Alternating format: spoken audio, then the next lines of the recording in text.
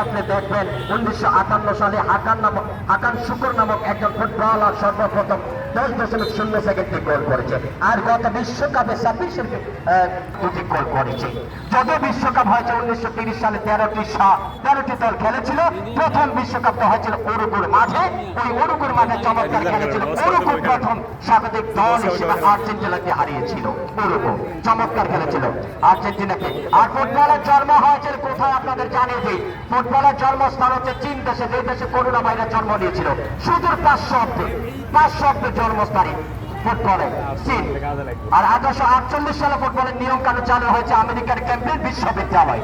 এটা এখন চলমান বাংলাদেশে এখন ফুটবলের একটা গণজোয়ার হামজা দেওয়ান চৌধুরীর জন্য, বামিদুলের জন্য।